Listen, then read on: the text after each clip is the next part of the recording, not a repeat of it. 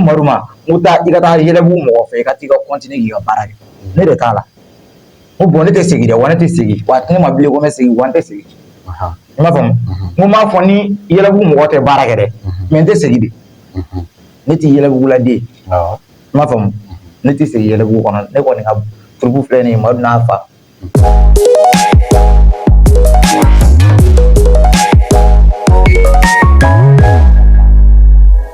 ame fulni tam kerengere ka di alla me bana fle ba bela jilima fefe so le bana mali kono ali mali ko ka ala dana ka fo am deli ka nyon so nga ki mas na blu ma mi kono na ni o ya nga plateau ma di kene ni o ye plateau so kene bi ani artiste do bulu nyon bulu ni o yi comédien yi mas na no donc ni bebu do ni o yi troupe na bi ka troupe la do yi ni do era ko ma ko madu na fa bi goni ni ngal dama man mambolo ka tem ula ni nga donc aba so ko lentana so ni do anu ngani waso ala tene ni so bien alhamdulillah tammi no bashfiti baka wala tan madu ça va bien abaka okay ok d'accord nalwi isegi i tawani jamu fo afle ba bela jeli ni mo sika do nalbi era joni ok kulom tala dono bon yani nga do kumana bon mi foli mo ma la ma ba bela jeli mais me foli kere gane ga di mo fla drone ma ni watina no bora la nga foli ti mo tawshi o mo folo folo e muso ye plana en chawe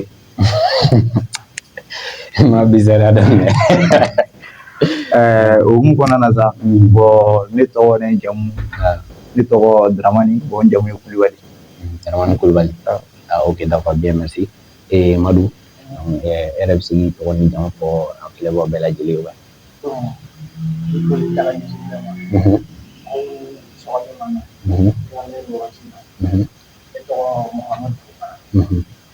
Mamadou Fofana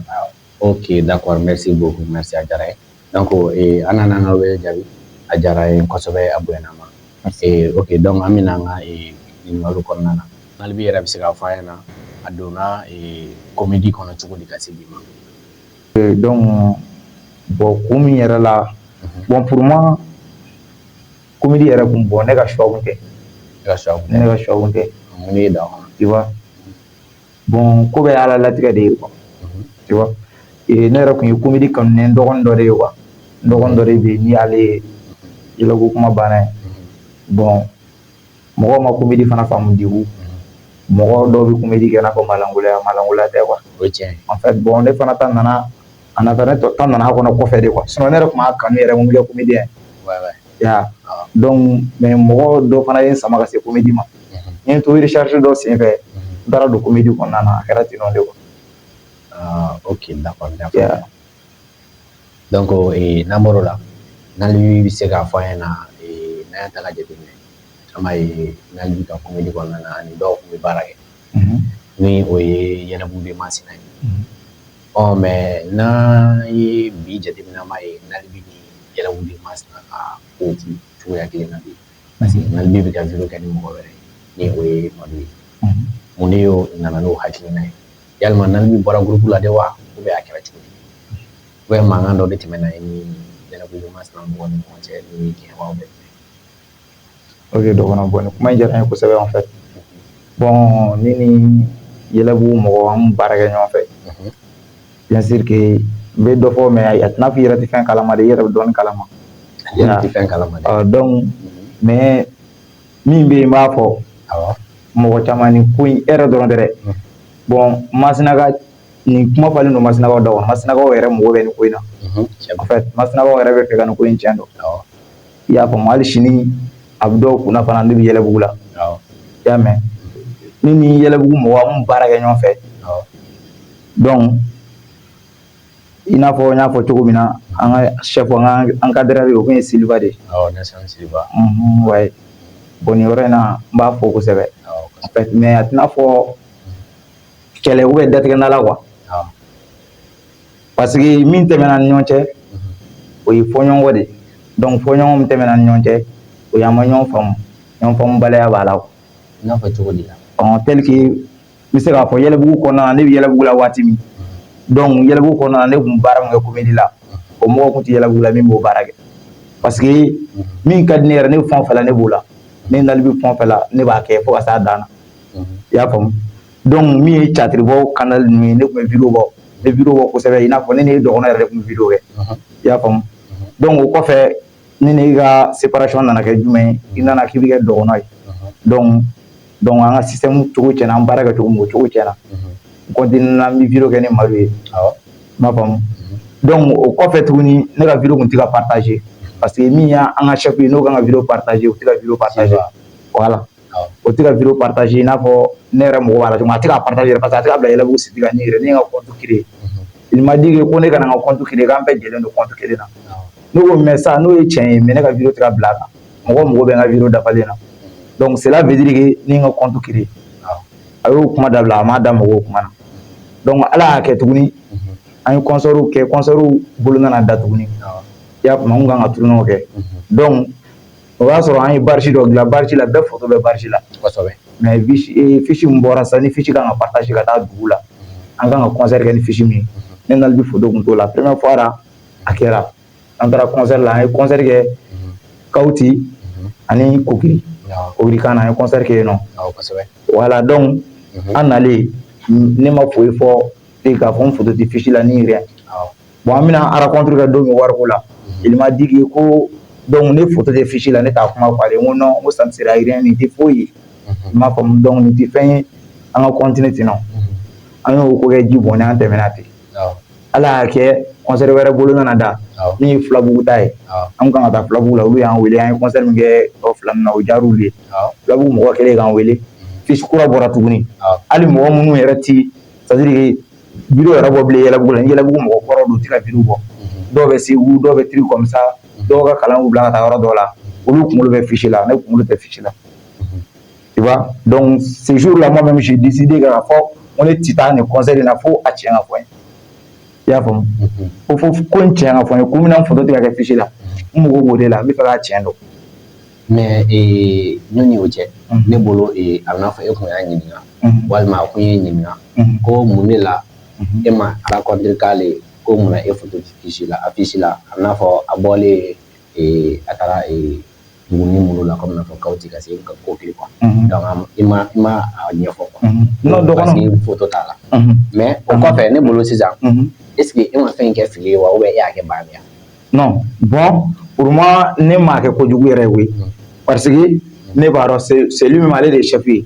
n'a ye ko kɛ cogo min o de ka ɲi mais ko la n'i daminɛ jɛ kɔnɔna na a fɔ k'a ɲɛli man di ye i y'a faamu sinon a ye ko in kɛ siɲɛ fɔlɔ min na ne m'a kɛ juguya ye ne m'a kɛ foyi ne m'a kɛ foyi parce que ko bɛɛ la finition min ko bɛɛ la i m'a faamu mais komi n'a fɔ o kelen kɛra filanan min bɛna kɛ ne ko n bɛ n jɔ o de ye quoi o de kana kɛ n'o ye Filabugu ta in ye ni kunkolo ma kɛ fiche la o min na ne y'o kuma fɔli min kɛ donc o kuma fɔli de ma diya chef ye chef ko donc ne nan'o sɔrɔ Yɛlɛbugu de kɔnɔ n bɛ bɔ Yɛlɛbugu la n bɛ bɔ Yɛlɛbugu de la i m'a faamu donc ne ko n y'a faamu sisan ne bɛ bɔ Yɛlɛbugu la ni c'est à dire que ne nakun ye ɲɛ de ye ne nakun tɛ tiɲɛni ye i bɛ k'a faamu ne bɛ ɲɛ de fɛ donc sinon a kuma fɔlen yɛrɛ e dɔgɔnin yɛrɛ de ko n ka ɲininka tuguni i bɛ kuma ɲininka tuguni ko sinon ko n ka taali baliya la donc a tɛ se ka kɛ fo n ka ɲininka o ye tiɲɛ de ye bari sabula n'i y'a ta k'a jateminɛ ni hadamadenw an taara Kawuti ɲɔgɔn fɛ ka taa Kokiri ɲɔgɔn fɛ aridi ni e girinna k'i jɔ ko n tɛ taa Filabugu o ye wajibi ye ne yɛrɛ kan k'a fɔ munna a ko k'a tɛ taa a bɛ se ka kɛ fɛn dɔ y'a sɔrɔ kɔlɔlɔ dɔ bɛ du kɔnɔna na walima kɔlɔlɔ dɔ y'a sɔrɔ nin yɔrɔ in na o kama a tɛna se ka taa an bɛ se ka taa nɔgɔya da ye an bɛ se ka taa kuma ɲɛfɔli la a tiɲɛ yɛrɛ la a ka d'an ye i ka fara an kan ka taa mais i tɛna se ka taa donc ne bolo ne ye n ta fɔ o kan mais ni e dimina ko e photo tɛ affiche la o kama ko e tɛ taa mais ne bolo sisan est ce que dɔw photo b'a la olu ma taa bon o man ka kɛ mɔgɔ tɛna taa est ce que c'est l'affiche qui joue le théâtre ou quoi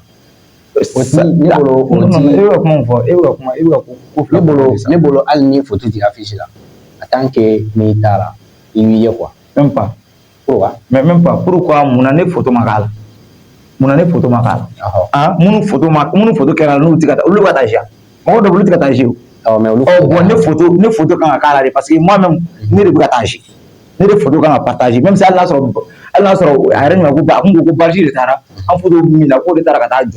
o tɛ ka circuler min bɛ ka circuler b'o dɔn min bɛ ka circuler réseau ni ɲɔgɔn cɛ c'est ça que ne photo kun kan ka k'o la n kan ka taa concert min na ne ka kuma kun ye o yɔrɔ de i m'a faamu donc dɔgɔnɔ o de kɛra an sababu ye ka fara ka séparation kɛ ka bɔ ɲɔgɔn mais a tɛ n'a fɔ ko an kɛlɛla an datigɛ bɛ ɲɔgɔn na même pas ne ni Siliba cɛla Yɛlɛbugu mɔgɔ bɛɛ ne ni Yɛlɛbugu mɔgɔ bɛɛ ka di parce que ne yɛrɛ tɛ mɔgɔ jugu ye k'a fɔ ko n bɛ datigɛ n'ala ninnu ni fɛn ninnu kɛ parce que ne b'a dɔn ko ninnu ye waatini ko de ye i m'a faamu adamaden fɛn o fɛn kanu b'i la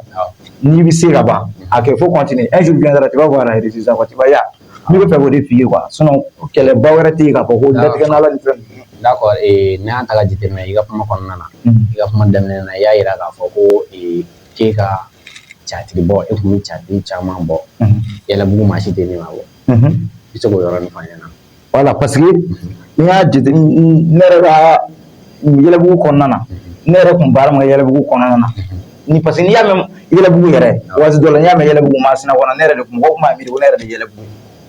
awɔ ala ni ne baara kɛ Yɛlɛbugu kɔnɔna na o ye yɛrɛ ka pensée ne yɛrɛ ka pensée tɛ dɛ hali ne yɛrɛ jɔra k'o kuma fɔ ne ye mɔgɔ caman ye ne jɔ k'a fɔ ne ye n'hali bi tiɲɛna Yɛlɛbugu le an b'ale yɛrɛ de kama adamaden bɛɛ n'i kanubaga m'a fɔ kanubaga tɛ mɔgɔ la nin yɔrɔ in na mɔgɔ caman t'a faamu i n'a fɔ n bɛ ka kuma ni mun ye mais tiɲɛ de don Yɛlɛbugu mɔgɔ c'est à dire que n'i kun ko Yɛlɛbugu yɛrɛ kun ko Nalibi de awɔ ok mais est ce que a bɛ Nalibi kunna ko Nalibi bɛ se ni Yɛlɛbugu mɔgɔ bɛɛ yan catiri wala ne bon i ko ɲininkali diyara n ye kosɛbɛ adamaden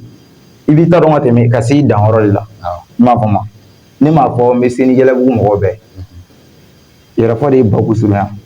sinon dɔgɔnɔ e yɛrɛ bɛ ne dɔn o Masinakaw fana bɛ ne dɔn Yɛlɛbugu mɔgɔw fana olu fana bɛ ne dɔn kuma in de y'o yɔrɔ ye ne ka catiri bɔ ne bɛ se ou bien ne tɛ se bɛɛ b'o dɔn Masina kɔnɔ i b'a faamu. ok d'accord n y'a faamuya ok an bɛna sujet wɛrɛ kan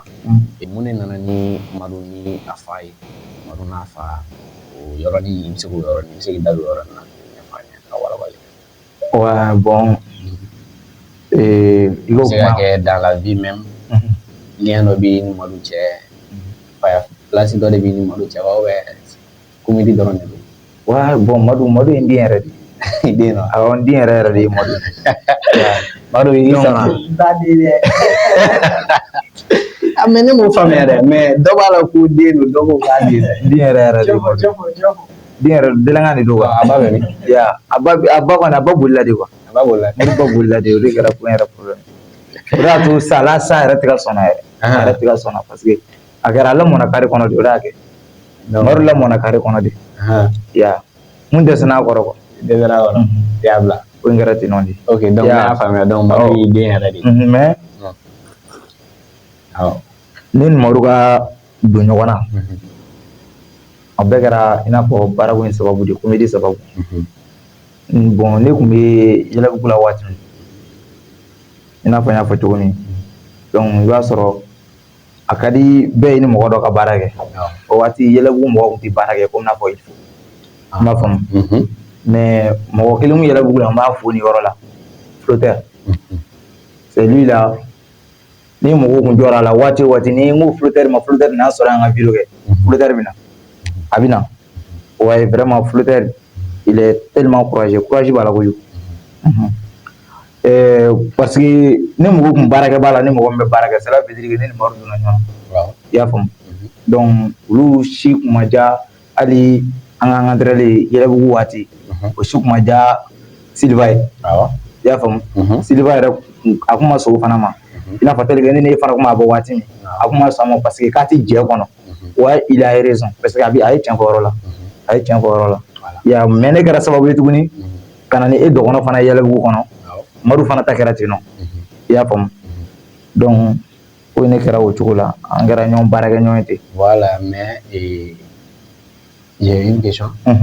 est ce que Madu fana tun e ye Madu ladon Yɛlɛbugu kɔnɔna na mais an y'a ye e taara waati min na Madu taara Nalibi e Madu kɔnɔna sugu de wa ou bien taara nkalon wɛrɛ de da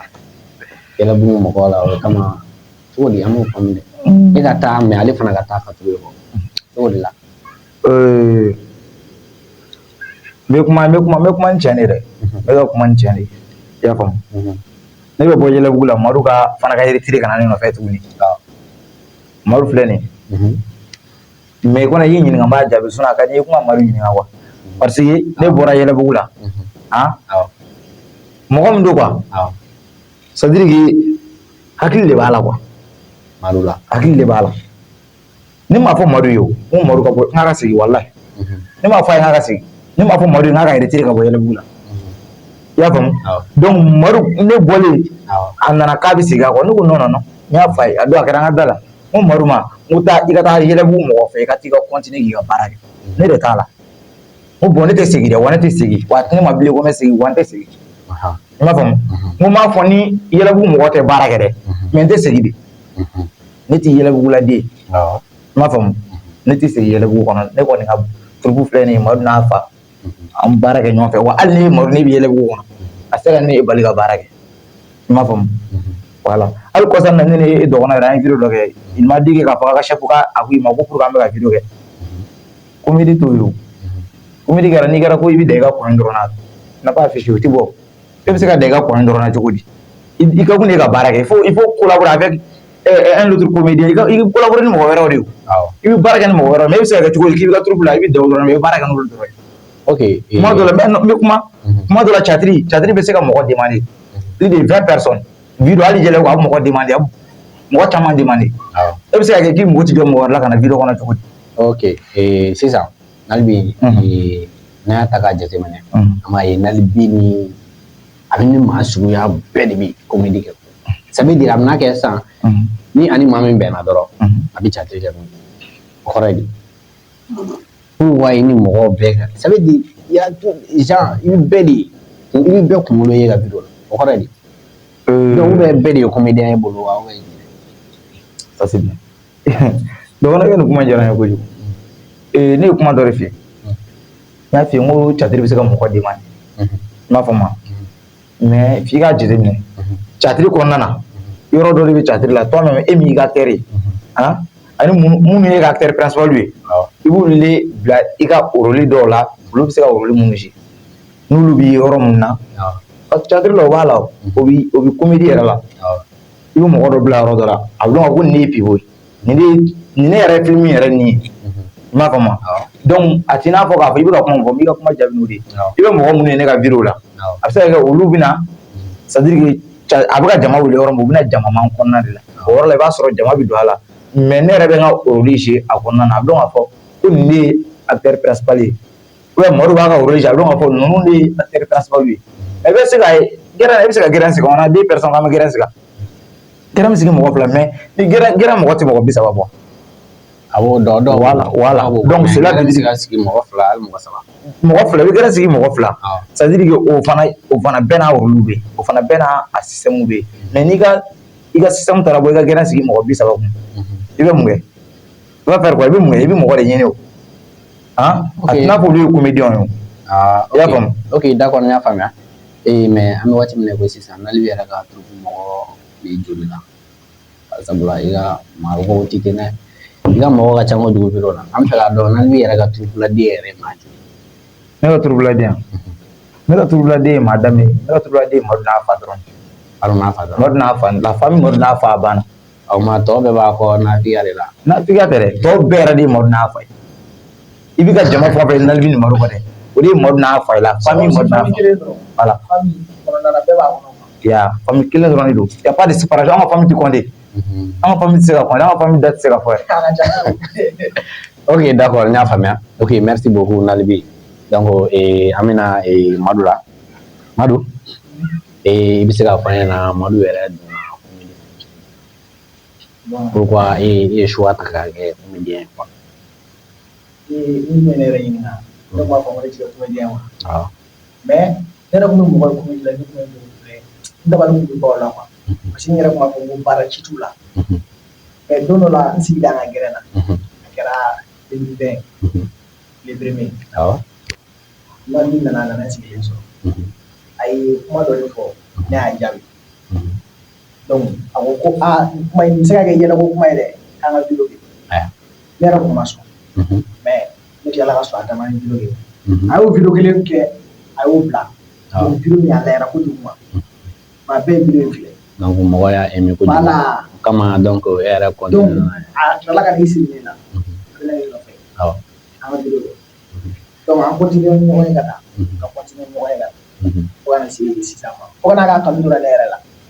mais an b'a kɛ don tiɲɛna kanu tɛ ne la awɔ parce que an tɛ ne yɛrɛ an tɛ la ko ne bɛ se ka n'a ye ok d'accord n y'a faamuya Madu n'an y'a ta k'a jateminɛ an b'a ye i ni Nalibi kɔni ka comédie kɔnɔna na toujours Madu ye den voilà bon o ma i fa yɛrɛ de don a y'a fɔ cogoya min na bon ne fa tɛ quoi e fa tɛ ba grand frère de don quoi grand frère de don awɔ mais comédie kɔnɔna la ne fa don parce que kelen y'a sɔrɔ comédie kɔnɔ donc ale de ye ne ladon comédie kɔnɔ an tilala ka an ka video kɔnɔna na toujours ale bɛ considéré comme ne fa ale ye ne fa de ye quoi tɔrɔ i b'a faamu ale ye ne fa de ye comédie kɔnɔna na quoi comédie kɔnɔna na donc ale ye fa ye donc o de y'a kɛ ne fa ye quoi ok d'accord faut pas te non ok Nalibi n'a sɔrɔla i bɛ se ka imunin dɔ kɛ donc entre toi et Madu ou bien n'a sɔrɔla maa fila bɛ se ka kɛ donc ka imunin dɔ kɛ ka se ka an ka mɔgɔw fɛn fɛn bɛ k'an fɛ nin waati in na i ka fɛnw donc mɔgɔw b'a la quoi o sɛgɛn problème t'a la dɔɔnin voilà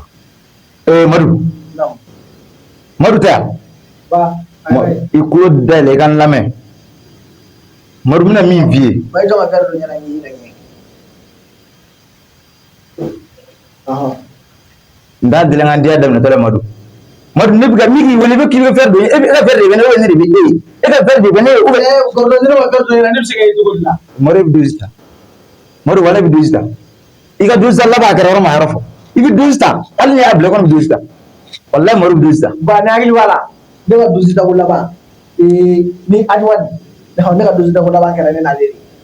de a taara min bɔ an fɛ sisan voilà ne de tilala o Madu n ti fɛn wɛrɛ kɔni f'i ye walahi Madu i k'i jija sunkalo min se tɔgɔ filɛ yanni sunkalo ka se Madu k'i jija ka muso ta walahi Madu n'i ma muso furu walahi tɛna sigi yanni k'a fɔ k'i bɛna ne ka mɔni min ou bien ne muso bɛ mɔni tobi k'a d'i ma k'i b'o ka t'i da so kɔnɔ k'e ti su Madu walahi tɛ jɛn n'a ye i ko wala ba ne b'a fɔ ne ti muso ta koyi a fa ba ne muso fɛn ma terimuso de ka di ne Nsi dangadenya yɛrɛ i ba sinamuso ne bɛna min ta Madu i fana b'o ta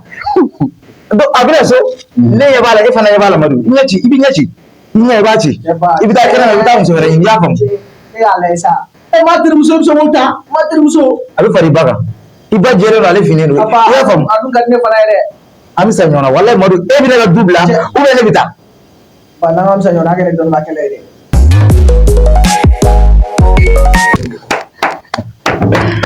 ok d'accord merci beaucoup donc ala ni mun dara trop même tiɲɛ yɛrɛ la k'a fɔ bon a bɛ ɲɔgɔn ta kosɛbɛ puis a mɛnna ɲɔgɔn kan c'est très cool wala donc i n'a fɔ bamananw yɛrɛ b'a fɔ cogoya min na ko hadamaden n'i y'a mɛn jɔnni kunna di k'a fɔ sababu ɲuman donc an ti sɛgɛn an ti ɲinɛ an b'an ka sponsor fo n'o ye MK Kone Are donc ni ale ka baara dɛmɛ ka finiw taper ka fiɲɛw ɲɛgɛn ka kɔɲɔmuso ni kɔɲɔcɛw tɔgɔ sɛbɛn a sanfɛ ka n ka bɔliniw ɲɛgɛn i n'a fɔ a yɛrɛ ɲɛ bi wala i ye dɔ fara boisson minnu kan MK Kone kɔni m'o f'a ɲɛna o bɔlen kɔfɛ k'i ka moto kura fara moto kɔrɔ kan k'a pari k'a sɛbɛkɔrɔ pari tiɲɛ yɛrɛ la n'i taara i ka moto kɔrɔ ye a bɛ k'i kɔnɔ i n'a fɔ i y'a san sisan bɔlen kɔfɛ donc ni wata shop fɔ wata shop ye maa ye ni ale ka baara bɛn bɛ fini feere ma donc k'i pari k'i jugu ɲɛ bɔ i la i bɛ se wata shop fɛ yen nɔ ni a ka fini a bɛ semisu feere a bɛ jeans feere a bɛ mode feere donc fo ka taa se sabara ni montre ma a ye ŋɔni yan o ye jugu malolen de kasa ŋa feere kasa ŋa a kan ka se k'o fana feere dɛ parce que fini feerela don bɛɛ mago bɛ jɔ o la i b'a dɔn kasa ŋa bɛɛ kɔni mago bɛ jɔ o la siga t'a la o bɔlen kɔfɛ tuguni an b'a ye an bɛ foli di caman de kɔ donc ni ale ye décoration kɛla donc a b'an ka yɔrɔ i n'a fɔ a yɛrɛ ɲɛma bɛ cogoya min na ka yɔrɔ décoration kɛ donc aussi k'i ka bitigi jɔ ou bien i ye baarakɛyɔrɔ dɔ de dayɛlɛ ko bɛɛ ka ɲininkali de kɛ ko yala ko nin yɔrɔ jumɛn o t'ale fɛ bari sabula ale bɛ plaque de ta dɔrɔn ka i ka bitigi kɔnɔ minɛ k'a dessin a sanfɛ donc k'a dɔn i ka yɔrɔ la o ye yɔrɔ dɔɔni de maa si tɛ ɲininkali kɛ bilen fo ka taa se kunkolo ka fɛnw ma ka kunkolo photo dessin kɛ cogo la o bɔlen kɔfɛ ka mansin tailleur donc ka mansin dessin ka tila ka modèle fana dessin sanfɛ donc an b'i bɔ o kɔnɔna na an bɛna an ka ɲininkaliw kɔnɔna na donc Nalibi se ka fɔ an ɲɛna a ka projet ye jumɛn ye don n'a nataw la. Ok dɔgɔnɔ problème t'a la don n'a nataw la projet caman de bɛ Maduna fa bolo projet caman alhamdulillah an bɔra yɛlɛbugu la a kɛra i n'a fɔ dɔ farala ko kan a kɛra i n'a fɔ dɔ farala ko kan ya bari sabu n'Ala sɔnna a ma ni seli yɛrɛ tɛmɛna a kan ka concert caman de kɛ Masina dafɛ dugu bɛɛ Masina dafɛ dugu bɛɛ i hakili bɛ yɔrɔ o yɔrɔ la Masina dafɛ dugu bɛɛ Maduna fa bɛ tourner n'a yɔrɔ bɛɛ la inchallah. Ok n'Ala sɔnna an bɛ dugawu kɛ Ala y'a mɛn bɛɛ b'an ka projet kɔnɔ inchallah. Awɔ. Ok d'accord o bɔlen kɔfɛ komi n'a fɔ émission sera a kuncɛyɔrɔ ma donc Madu e ka folikan ye jumɛn ye. Bon dɔgɔnin ne bɛ foli ta ka ɲɛsin an lamɛnbaga bɛɛ ma cɛ ani muso denmisɛnnin mɔgɔkɔrɔba awɔ ne bɛ foli ta ka ɲɛsin bɛɛ ma donc ne ka folikan ye. o y'aw folikan ye. Ok Nalibi e ka folikan ye jumɛn ye an filɛbaga bɛɛ lajɛlen ma. Ok dɔgɔnɔ bon i n'a fɔ n y'a fɔ cogo min foli daminɛ na bon n ye jama fila fo y'a mɛn o jama fila ye jama jumɛn ye n'o bɔra la n tɛ jama foyi yɛrɛ fɔ parce que n ka mɔgɔ tɛ jama foyi yɛrɛ la bilen hali diɲɛ kɔnɔ n'o jama fila bɔra la jama tɔw kana n ka foli yɛrɛ lamɛn o jama fɔlɔfɔlɔ o ye musow ye filanan o ye cɛw ye n'o banna foli wɛrɛ tɛ ne fɛ. Ok d'accord merci beaucoup donc ni bɛ dan sigi an ka bi émission na an b'an filɛbagaw n'an kanubaw bɛɛ lajɛlen fo an bɛ Fortune family fo ka base mɔgɔw bɛɛ lajɛlen fo donc ka Yɛlɛbugu de Masina fo ka Madu n'a fa fo donc ni o ye Togo Nalibi bɔlen kɔfɛ n b'an ka sponsors bɛɛ lajɛlen fo donc an b'a fɔ an ɲɛna a k'an bɛn.